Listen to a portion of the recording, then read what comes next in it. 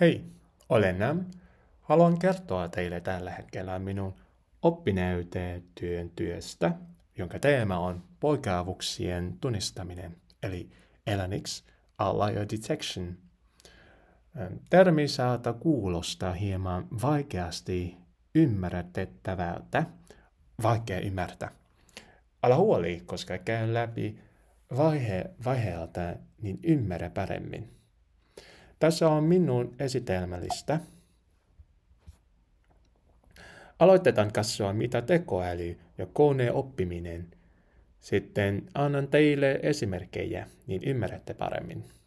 Sitten puhutaan poikkeavuudesta, mikä se tarkoittaa, mistä se tulee, ja sen jälkeen tunnemisesta, ja miten se auttaa teille töissä. Lopuksi on viimeisen sana. Tässä on 2 termiä, joita saata kuulla nykyään hyvin usein. Tekoäly, eli englanniksi AI, ja koneoppiminen, englanniksi machine learning. Mutta mitä ne tarkoittavat? Lyhyesti sanottuna, koneoppiminen on se, kun sinä koulutat koneen tekemään yhden tehtävän. Sitten tulevaisuudessa kone voi tehdä samaa työtä ja ennustaa siitä tuloksen. Tekoäly on isompi termi kuin verrattuna koneoppimiseen. Kuvitellaan, ihmisenä sinä voit luokitella objektia, tehdä matematiikkaa ja niin edelleen. Jokainen niistä on koneoppiminen, ja kun keräät kaikki yhteen paikkaan, saat tekoäly. Tässä on esimerkkejä koneoppimisessa. Haluat tehdä yhteen laskun. Syötät esimerkiksi 2 ja 3 tai 1 ja 2. Kone voi sitten kertoa sulle, että tämä tulos on 3. Tai syötät 5 ja 5. Tulos on laskettu automaattisesti kuin 10. Samankin haluaa luokitella, onko tämä koira vai ei. Kouluttamisen jälkeen niin syötät kuvan koneelle. Se voi antaa vastauksen sulle, onko tämä koira tai kissa tai muu. Tämä on koneoppiminen. 1 tehtävä, 1 konteksti, prosessi on automatisoitu. Tekoäly voisi olla, GPT, Gemini, englanniksi tai suomeksi Gemini, en mä tiedä, tai Canva, Siri, niin edelleen. Nyt voi kysyä sieltä mitä tahansa.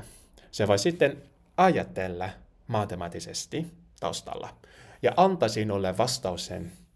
Tehtävä voisi olla matematiikkaa, sääennuste tai mitä vaan. Ihan sama kuin Google tai Google suomeksi. Mutta nyt sinun ei tarvitse katsoa jokaista tulosta löytääksesi sinun vastauksen. Sitten, mikä on poikkeavuus? Poikkeavuus datakontekstilla tarkoittaa datapisteenä, joka ei kuulu sen naapureille. Esimerkiksi kuvassa pisteet pysyvät aina lähellä toisiaan, mutta vain yksi seisoo yksin. Tai tässä kuvassa meillä on lampa ja susi. Nyt susi on todennäköisesti poikkeavuus, koska se ei ole hyvä lampaille ja ei kuulu ryhmään. Mutta mistä se virhe tulee? Sinulta itseltä. Esimerkiksi sinun täältä syöttää datoja Excel-sivuun. Kun kirjoittaa tahattomasti syötä väärä numero. Esimerkiksi tässä riivi 6 pitäisi olla 6 ja sitten tulee numero 7. Mutta tässä meillä on 67. Tai riivi 13 pitäisi olla 14. Mutta numero 1 puutu. Sitten jos et huomaa hetkeksi, huomenna saat iso ongelma, koska et tiedä miksi ja mistä numero käytäytyy odosti.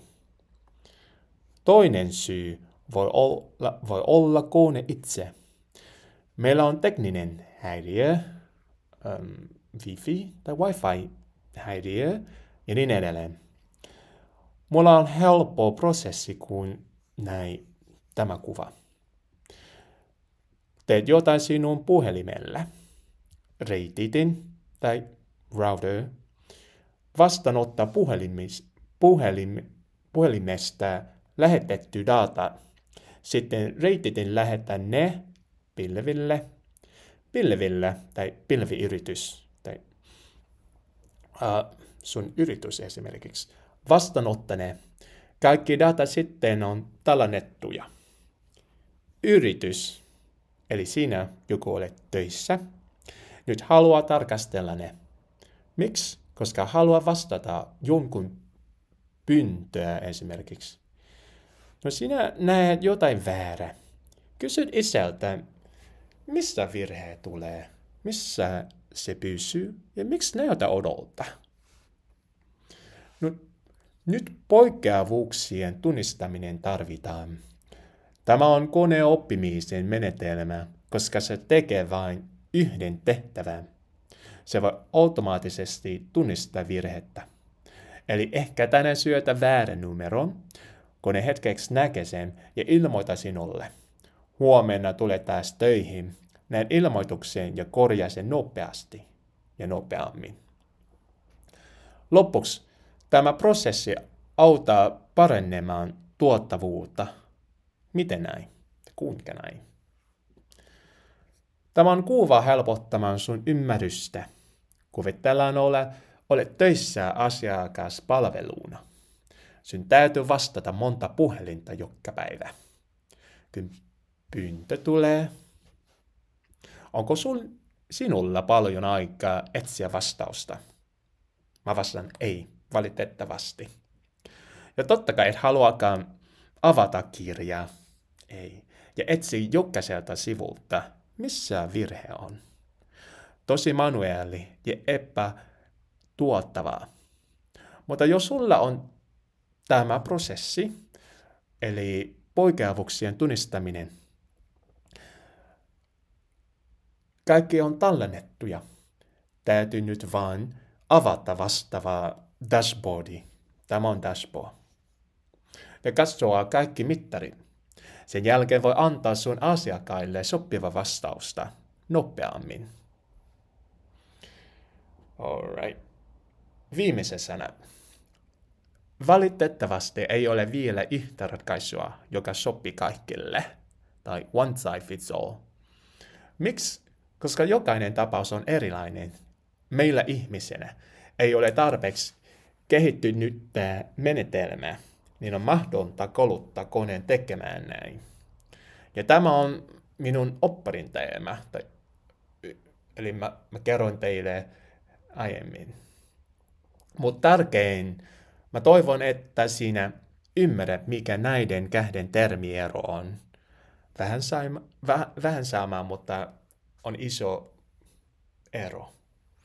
Sitten tulevaisuudessa ymmärrät nopeasti, mitä ne tarkoittaa. Esimerkiksi mikä on tekoäly, kun joku mainitsee siitä, sä tiedät ja ymmärrät, mikä se tarkoittaa.